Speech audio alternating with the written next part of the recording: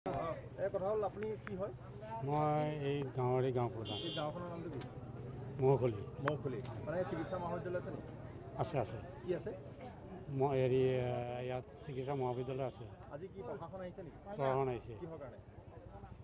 তাৰমানে আমাৰ মেডিকেলৰ ফ্ৰণ্টত যিবিলাক দোকান পোহাৰ আছিল সব মানে এফেকশ্যন কৰিলে। চৰকাৰী মাটি আছিল এফেকশ্যন কৰিছে আৰু যিবিলাক মানে ধৰি লওক পকা কৰি আছে পকা হৈ আছে সেইবিলাক মানে ভাঙিবৰ কাৰণে নিৰ্দেশ দিয়া হৈছে।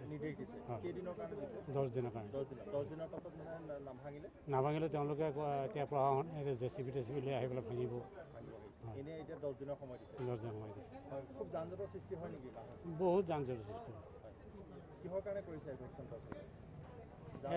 এফেকশ্যন কৰিছে মানে গাড়ী ঘোঁৰাৰ কাৰণে একেবাৰে জাম হৈ যায়। গাড়ী ঘোঁৰা ইয়াত মানে চব আনি পেলাই ইয়াতে ৰখায়। এম্বুলেঞ্চো মানে মাজে মাজে ৰখি যায়। আকৌ নাই নোৱাৰে হ'লে ইলিগেল হৈছে। হয় গৈছে মানে আৰু কেইবছৰমান আগত যেতিয়া 2 লাইনটো হয় তেতিয়া মানে মণ্ডলে মোকে লগত লৈ পেলাই জুখিছিলে।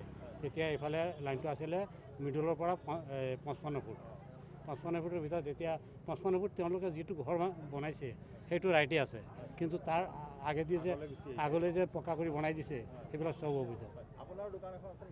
এইখিনি মই ভাড়াত লোৱাহে দোকান হয়। এই ঘুমটিটোৰ ভিতৰত অঁতৰাব লাগিব। অঁতৰাব মানে আমি এৰি দি গুচি যাম আৰু ইয়াৰ পৰা আৰু কি কৰিম। এফেকশ্যন এই প্ৰায় এতিয়া 30টামান হৈ গ'ল।